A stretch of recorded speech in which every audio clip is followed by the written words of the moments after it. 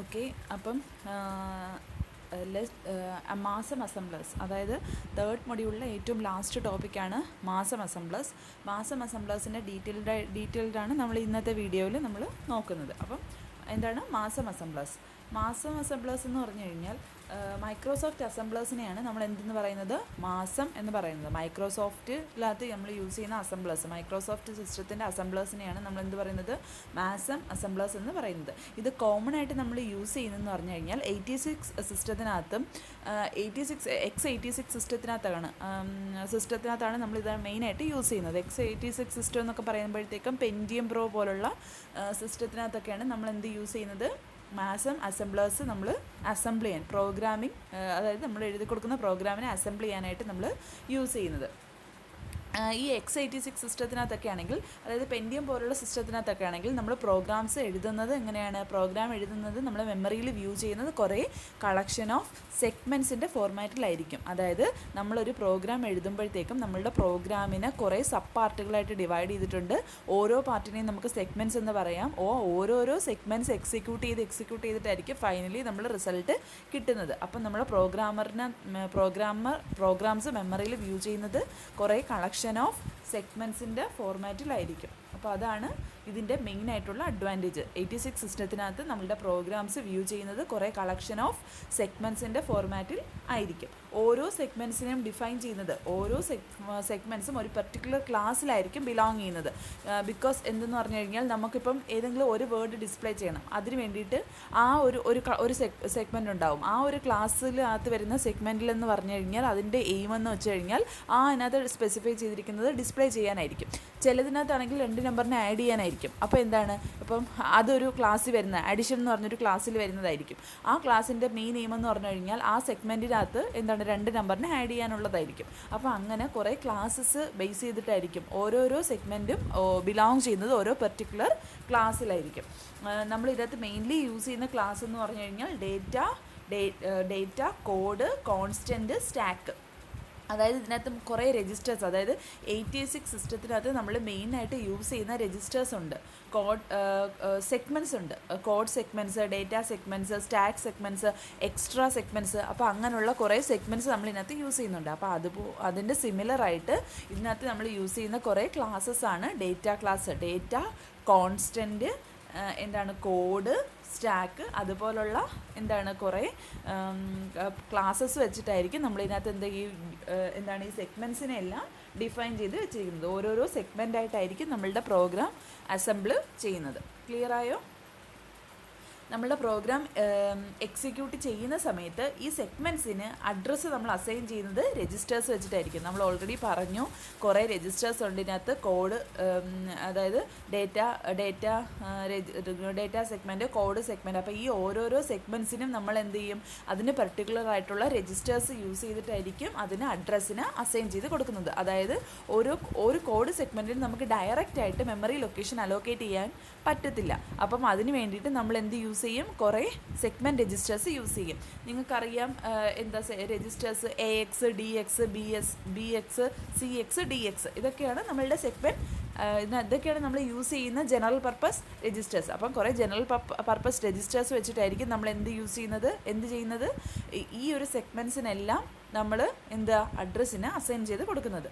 അപ്പം സെഗ്മെൻറ്റ്സിന് നമുക്ക് ഡയറക്റ്റായിട്ട് അഡ്രസ്സിന് അസൈൻ ചെയ്ത് കൊടുക്കാൻ പറ്റത്തില്ല. ത്രൂ രജിസ്റ്റേഴ്സ് വഴിയായിരിക്കും നമ്മൾ എന്ത് ചെയ്യുന്നത്, സെഗ്മെൻറ്റ്സിന് അഡ്രസ്സിന് അസൈൻ ചെയ്ത് കൊടുക്കുന്നത്. നോക്ക്, ഇതിനകത്ത് നമ്മൾ യൂസ് ചെയ്യുന്നത് കോഡ് സെഗ്മെൻറ്റ്സിന് അഡ്രസ്സിന് അസൈൻ ചെയ്ത് കൊടുക്കാൻ യൂസ് ചെയ്യുന്നതാണ് രജിസ്റ്ററാണ് CS. നോക്ക്, CS, DS, SS. അപ്പോൾ നമ്മൾ നേരത്തെ പറഞ്ഞില്ലേ, അപ്പം നമ്മൾ ജനറലി നമ്മൾ പ്രോഗ്രാമിൽ നോർമലി നമ്മളുടെ ഒരു അതായത് x86 അല്ലാത്ത സിസ്റ്റത്തിനകത്ത് നമ്മൾ നോർമലി യൂസ് ചെയ്യുന്ന, അതായത് SIC പോലുള്ള സിസ്റ്റത്തിനകത്ത് നമ്മൾ നോർമലി യൂസ് ചെയ്യുന്നത് എന്ത് രജിസ്റ്റേഴ്സ് ആയിരിക്കും, ജനറൽ പർപ്പസ് രജിസ്റ്റേഴ്സ് ആയിരിക്കും അഡ്രസ്സിന് അസൈൻ ചെയ്യാൻ നമ്മൾ യൂസ് ചെയ്യുന്നത്. ഇവിടെ നമ്മൾ യൂസ് ചെയ്യുന്നത് കോഡ് സെഗ്മെൻറ്റ്സ് ആയിട്ടാണ് പ്രോഗ്രാംസിനെ ഡിവൈഡ് ചെയ്യുന്നത്. അപ്പോൾ ഓരോ സെഗ്മെൻറ്റിനും മെമ്മറിനെ അലോക്കേറ്റ് ചെയ്ത് കൊടുക്കാൻ ആ ഒരു സെഗ്മെൻറ്റിൻ്റെ കറസ്പോണ്ടിങ് രജിസ്റ്റേഴ്സ് അവൈലബിൾ ആണ്. CS, DS, SS പോലുള്ള കോഡ് സെഗ്മെൻറ്റും ഡേറ്റ സെഗ്മെൻറ്റും എക്സ്ട്രാ സെഗ്മെൻറ്റും സ്റ്റാക്ക് സെഗ്മെൻറ്റും അപ്പോൾ അങ്ങനെയുള്ള രജിസ്റ്റേഴ്സ് അവൈലബിൾ ആണ്. ദെൻ ഈ ഈ എന്താണ് ഈ ഒരു സെഗ്മെൻറ്റ് രജിസ്റ്റേഴ്സ് ഓട്ടോമാറ്റിക്കലായിട്ട് നമ്മളുടെ പ്രോഗ്രാമിനെ ലോഡ് ചെയ്ത് ആ കറസ്പോണ്ടിങ് അഡ്രസ്സിലോട്ട് ലോഡ് ചെയ്തിട്ട് നമ്മളുടെ എക്സിക്യൂഷൻ പെർഫോം ചെയ്യുന്നു.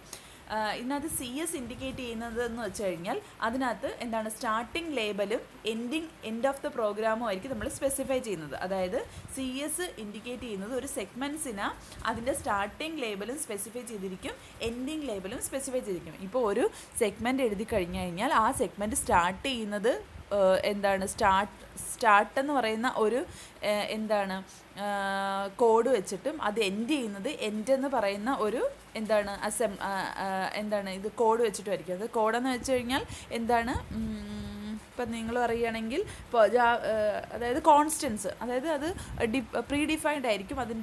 അതെന്ന് പറഞ്ഞു കഴിഞ്ഞാൽ ഓൾറെഡി നമ്മൾ അതിനൊരു മീനിങ് ഉണ്ടായിരിക്കും. അപ്പോൾ അത് വെച്ചിട്ടായിരിക്കും നമ്മൾ എന്ത് ചെയ്യുക, പ്രോഗ്രാം സ്റ്റാർട്ട് ചെയ്യുന്നതും എൻഡ് ചെയ്യുന്നതും. അതിനകത്ത് SS രജിസ്റ്റർ ഇൻഡിക്കേറ്റ് ചെയ്യുന്നതെന്ന് പറഞ്ഞു കഴിഞ്ഞാൽ സ്റ്റാക്ക് സെഗ്മെൻറ്റിനെ ആയിരിക്കും, ലോഡർ സ്പെസിഫൈ ചെയ്യുന്ന ഏറ്റവും ലാസ്റ്റ് ആയിട്ടുള്ള സ്റ്റാക്ക് സെഗ്മെൻറ്റ്സിനെ ആയിരിക്കും നമ്മളെന്താ SS രജിസ്റ്റർ വെച്ച് ഇൻഡിക്കേറ്റ് ചെയ്യുന്നത്. പിന്നെ ഡേറ്റ സെഗ്മെൻറ്റ്സ് നോർമലി അഡ്രസ്സ് ചെയ്യുന്നത് ഡേറ്റ സെഗ്മെൻറ്റ്സിനകത്ത് നമ്മൾ DS, ES, FS, GS ഇതൊക്കെയാണ് ഡേറ്റ സെഗ്മെൻറ്റ്സിന് അഡ്രസ്സ് ചെയ്യാൻ യൂസ് ചെയ്ത രജിസ്റ്റേഴ്സ്. ദെൻ പിന്നെ നമ്മൾ ഇതിനകത്ത് ഡിഫോൾട്ടായിട്ട് അസംബ്ലർ എല്ലാ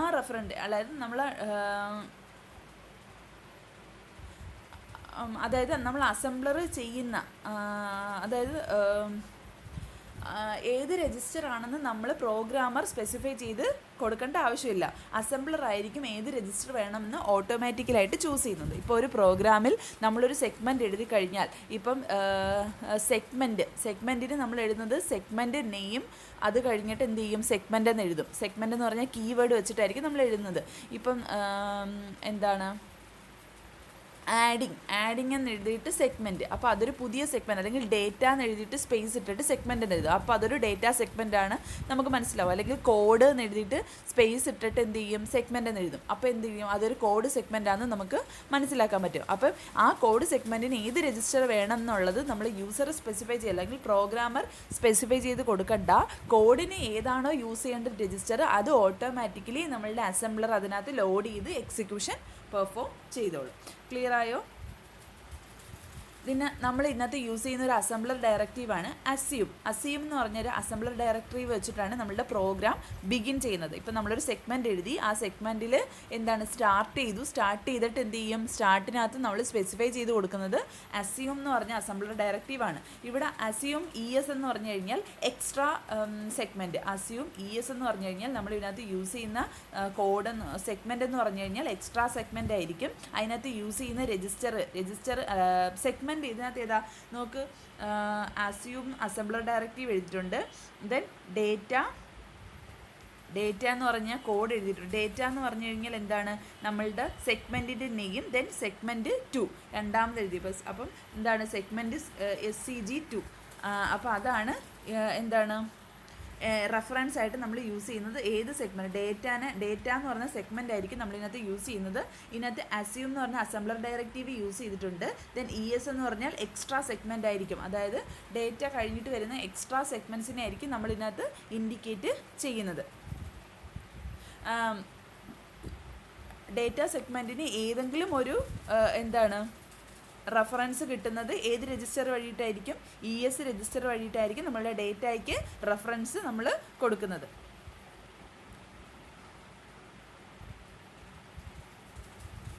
ദെൻ നമ്മൾ ഇതിനകത്ത് മെയിനായിട്ട് യൂസ് ചെയ്യുന്ന രജിസ്റ്റേഴ്സാണ് DS, ES, FS, GS. അതിന് നമ്മൾ എന്താണ് അഡ്രസ്സ്, അതായത് സെഗ്മെൻറ്റ്സിന് അഡ്രസ്സിന് അസൈൻ ചെയ്ത് കൊടുത്തിട്ട് നമ്മളുടെ പ്രോഗ്രാമിനെ ലോഡ് ചെയ്ത് എക്സിക്യൂഷൻ പെർഫോം ചെയ്യുന്നു. നോക്ക്, move AX, data segment 2. Data എന്ന് പറഞ്ഞു കഴിഞ്ഞാൽ നമ്മളുടെ ഡേറ്റ എന്ന് പറഞ്ഞ സെഗ്മെൻ്റ് ആണ് ഇവിടെ എടുക്കേണ്ടത്. ഈ data segment already pre define ചെയ്ത് വെച്ചിട്ടുണ്ടാവും. അപ്പോൾ ആ ഡേറ്റ സെഗ്മെൻറ്റിൻ്റെ വാല്യൂ ആണ് നമ്മൾ AX രജിസ്റ്ററിലോട്ട് കൊടുക്കുന്നത്. ഇനി ഈ AX രജിസ്റ്ററിന് നമ്മൾ ഡയറക്റ്റ് ആയിട്ട് മെമ്മറി ലൊക്കേഷൻ അലോക്കേറ്റ് ചെയ്താൽ കൊടുക്കാൻ പറ്റത്തില്ല.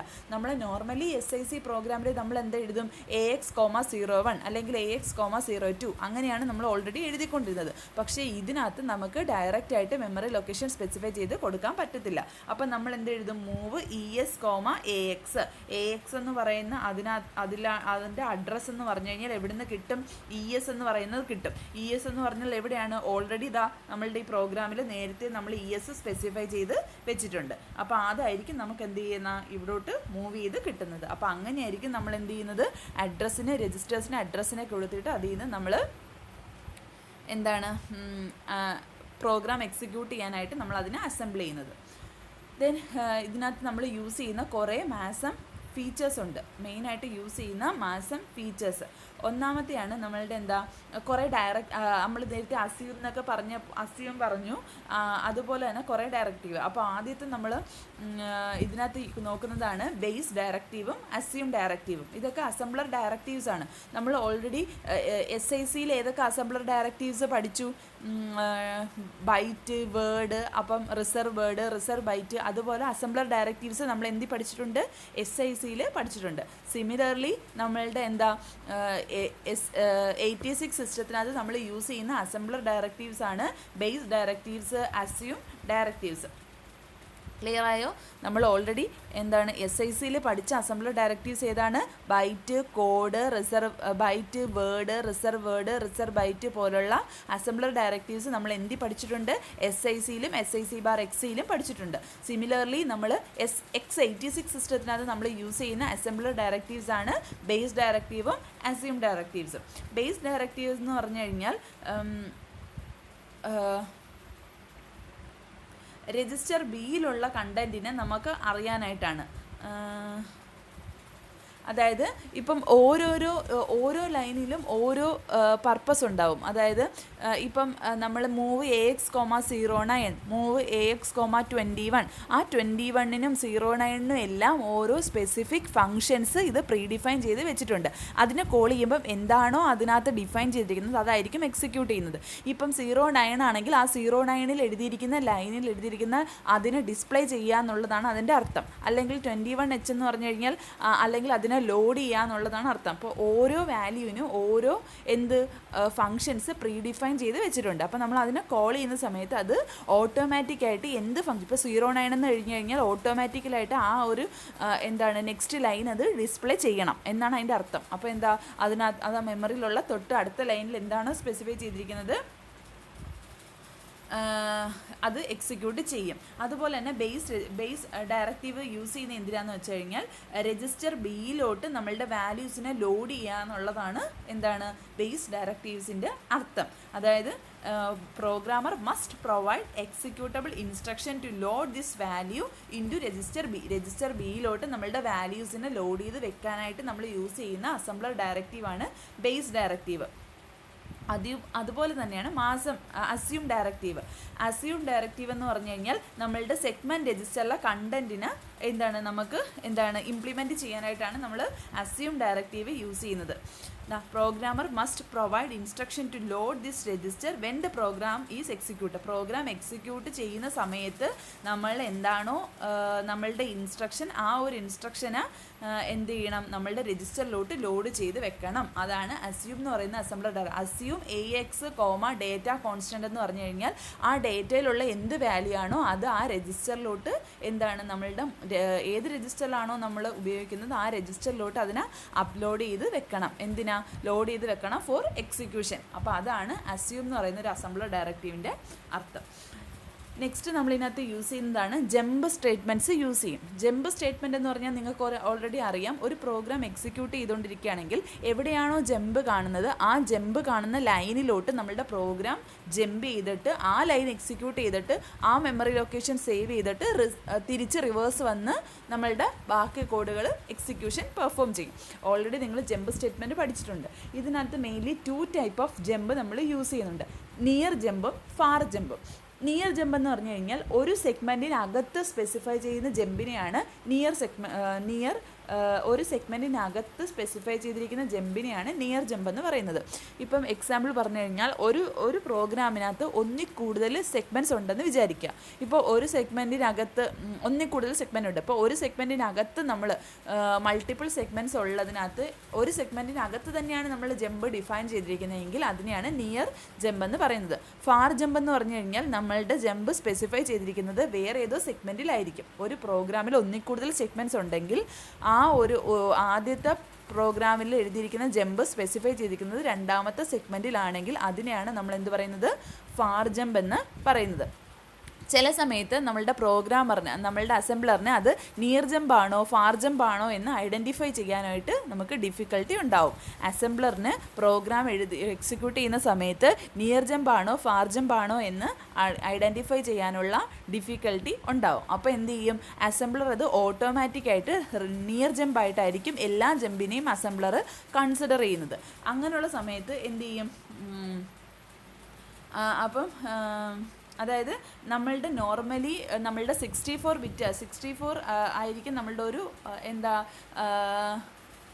64 ഇതായിരിക്കും നമ്മളുടെ പ്രോഗ്രാമിൻ്റെ ലെങ്ത് എന്ന് പറയുന്നത്, ഒരു സെഗ്മെൻറ്റിൻ്റെ ലെങ്ത് എന്ന് പറഞ്ഞാൽ. ആ 64-നകത്ത് വരുന്ന ജമ്പിനെയാണ് നമ്മൾ നിയർ ജമ്പ് എന്ന് പറയുന്നത്. അപ്പോൾ ആ 64-ന് വെളിയിൽ വരുന്ന ജമ്പ് വേറൊരു സെഗ്മെൻറ്റിലുള്ള ജമ്പായിരിക്കും, അതിനെയാണ് നമ്മൾ ഫാർ ജമ്പ് എന്ന് പറയുന്നത്.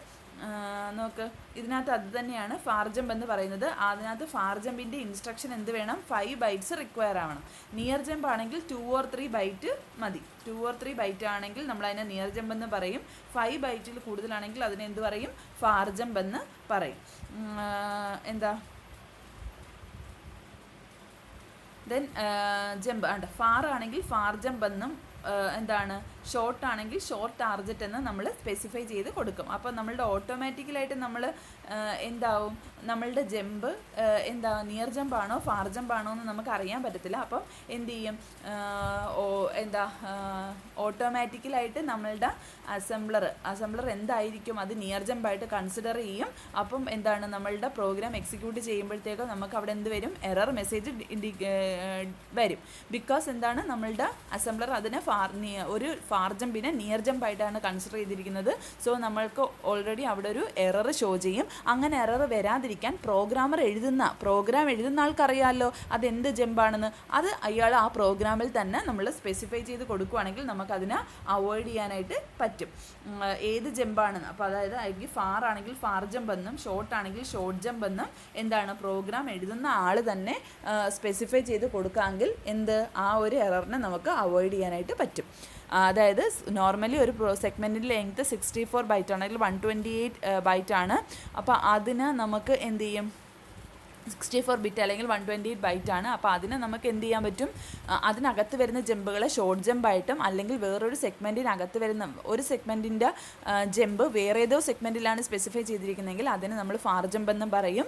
അപ്പോൾ സംടൈംസ് നമ്മളുടെ അസംബ്ലേഴ്സിന് it is difficulty to identify the jump is near or far. So assembler is automatically consider the jump as near jump. So it will leads to an error message. To avoid this, the programmer specify that the type of jump, specify the name of which type of jump is used in that program. ഏത് type ജമ്പാണ് നമ്മൾ use ചെയ്യുന്നതെന്നുള്ളത് programmer നമ്മളുടെ പ്രോഗ്രാമിൽ specify ചെയ്ത് കൊടുത്താൽ അതിനെ നമുക്ക് avoid ചെയ്യാനായിട്ട് പറ്റും. ദെൻ ഇതിനകത്ത് സിമിലറായിട്ട് നമ്മൾ യൂസ് ചെയ്യുന്ന അസംബ്ലർ ഡയറക്റ്റീവ്സിൻ്റെ ഫീച്ചേഴ്സാണ്. ഒന്നാമത്തെയാണ് length of the assembled instruction.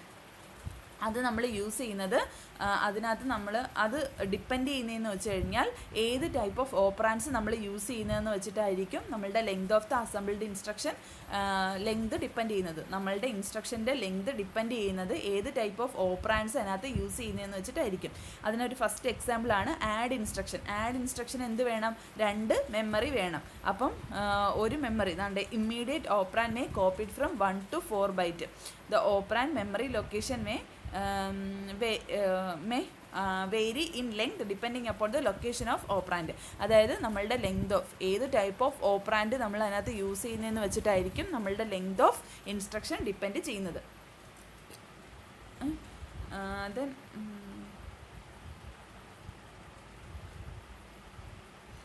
രണ്ടാമത്തെയാണ് ഇതിൻ്റെ പാസ്, അതായത് നമ്മളുടെ നോർമലി SICയിലും SIC/XCയിലും നമ്മൾ 1 പാസും 2 പാസും എല്ലാം പഠിച്ചതാണ്. സിമിലർലി X86 സിസ്റ്റത്തിനകത്ത് നമ്മൾ പാസുകൾ എന്ന് പറഞ്ഞു കഴിഞ്ഞാൽ more complex than pass 1 of SIC assembler. SIC അസംബ്ലേഴ്സിനെ കാട്ടിയും വളരെ ഡിഫിക്കൾട്ടാണ് എന്താണ് X86 അസംബ്ലേഴ്സിൻ്റെ പാസുകൾ. ഫസ്റ്റ് പാസിൽ നമ്മൾ എന്താണ് ഓപ്പറാൻസിനെ ഐഡൻറ്റിഫൈ ചെയ്തിട്ട് ആ ഇൻസ്ട്രക്ഷൻസിനെ അതിനകത്തോട്ട് ലോഡ് ചെയ്യണം. പിന്നെന്താ ഇതിനകത്ത് യൂസ് ചെയ്തിരിക്കുന്ന ഓപ്പറേഷൻ ടേബിളും OPTABും SIMTABും ഒക്കെ വളരെ കോംപ്ലിക്കേറ്റഡ് ആയിരിക്കും. നമുക്ക് ഇൻഫോർമേഷൻസിനെ ഐഡൻറ്റിഫൈ ചെയ്യാനും അതിന് റീലൊക്കേറ്റ് ചെയ്യാനും ഒക്കെ മോർ ഡിഫിക്കൾട്ടാണ് ആസ് കമ്പയർ ടു SIC/XC അല്ലെങ്കിൽ SIC അസംബ്ലേഴ്സ്. ദെൻ ഇതിനകത്ത് നമ്മൾ സെഗ്മെൻ്റായിട്ടാണ് യൂസ് ചെയ്യുന്നതെന്ന് പറഞ്ഞു. Then we can return in more than 1 part. അതുകൊണ്ട് തന്നെ നമുക്ക് സോഴ്സ് പ്രോഗ്രാമിന് ഒന്നിൽ കൂടുതൽ പാർട്ടായിട്ടായിരിക്കും നമ്മൾ എഴുതുന്നത്. നിങ്ങൾ ഓൾറെഡി SICയിലെയും SIC/XCയിലെയും പ്രോഗ്രാംസ് നിങ്ങൾ കണ്ടതാണ്. അതിനകത്ത് സെഗ്മെൻറ്റ്സ് ഒന്നും യൂസ് ചെയ്തിട്ടില്ല. നോർമലി നമ്മളുടെ പ്രോഗ്രാം അങ്ങ് ഡിഫൈൻ ചെയ്ത് പോവുകയാണ്. പക്ഷേ ഇതിനകത്ത് നമ്മൾ സെഗ്മെൻറ്റിന് പേര് സ്പെസിഫൈ ചെയ്ത് ഒന്നിൽ കൂടുതൽ പാർട്ടായിട്ട് സെഗ്മെൻറ്റ്സ് ആയിട്ട് ഒരു പ്രോഗ്രാമിനെ ഡിവൈഡ് ചെയ്ത് വെച്ചിട്ടുണ്ട്. ഓരോ സെഗ്മെൻറ്റും ഓരോരോ രീതിയിലായിരിക്കും എക്സിക്യൂഷൻ നടത്തുന്നത്. ഈ ഓരോരോ സെഗ്മെൻറ്റ്സിനെയും എന്നിട്ട് ലാസ്റ്റ് അസംബിൾ ചെയ്ത്, അതായത് സിംഗിളാക്കി മാറ്റിയിട്ട് ഒരു ഒറ്റ പ്രോഗ്രാമായിട്ടായിരിക്കും എക്സിക്യൂഷൻ പെർഫോം ചെയ്യുന്നത്. ക്ലിയർ ആയോ? നോർമലി SICയിലും SIC/XCയിലും ഒക്കെ എങ്ങനെയാണ് ചെയ്യുന്നത്? അതങ്ങ് സ്പെസിഫൈ ചെയ്ത് പോവുക ചെയ്യുന്നത്, ഒറ്റ ലൈനായിട്ട് എഴുതുക ചെയ്യുന്നത്. പക്ഷേ ഇതിനകത്ത് ആണെങ്കിൽ കുറേ സെഗ്മെൻറ്റ്സ് ആയിട്ടായിരിക്കും ഇതിനകത്ത് പ്രോഗ്രാമിന് ഡിഫൈൻ ചെയ്തിരിക്കുന്നത്. ഫൈനലി ഈ സെഗ്മെൻറ്റ്സിനെ എല്ലാം കമ്പൈൻ ചെയ്തൊരു സിംഗിൾ പ്രോഗ്രാമായിട്ട് മാറ്റുന്നു. പിന്നെ നമ്മൾ ഓൾറെഡി ഇതിനകത്ത് പഠിച്ചതാണ് എക്സ്റ്റേണൽ റെഫറൻസും എക്സ്റ്റേണൽ ഡെഫിനിഷൻസും. ഓൾറെഡി നമ്മൾ SIC/XC പ്രോഗ്രാമിൽ പ്രീവിയസ് വീഡിയോയിൽ പറഞ്ഞിട്ടുള്ളതാണ് എന്താണ് എക്സ്റ്റേണൽ ഡെഫിനിഷനും എന്താണ് എക്സ്റ്റേണൽ റെഫറൻസും എന്ന്. ആ എക്സ്റ്റേണൽ ഡെഫിനിഷനും റെഫറൻസിനും പകരം നമ്മൾ ഇതിനകത്ത് അതിന് പകരമായിട്ട് നമ്മൾ മാത്സത്തിനകത്ത് യൂസ് ചെയ്യുന്നതാണ് പബ്ലിക്കും എക്സ്റ്റേണും. EXTRN പബ്ലിക്കും എക്സ്റ്റേണും ആയിരിക്കും നമ്മൾ എന്ത് യൂസ് ചെയ്യുന്നത്? എക്സ്റ്റേണൽ ഡെഫിനിഷനും എക്സ്റ്റേണൽ റെഫറൻസിനും പകരം നമ്മൾ യൂസ് ചെയ്യുന്നത്. ക്ലിയർ ആയോ?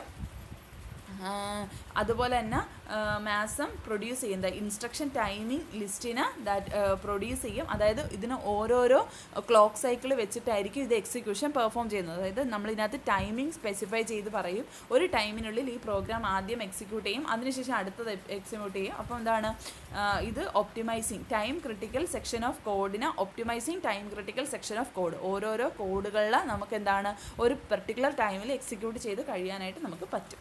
അപ്പോൾ അതാണ് മാസം അസംബ്ലേഴ്സിനെ പറ്റി നിങ്ങൾക്ക് പഠിക്കാനുള്ളത്. Thank you.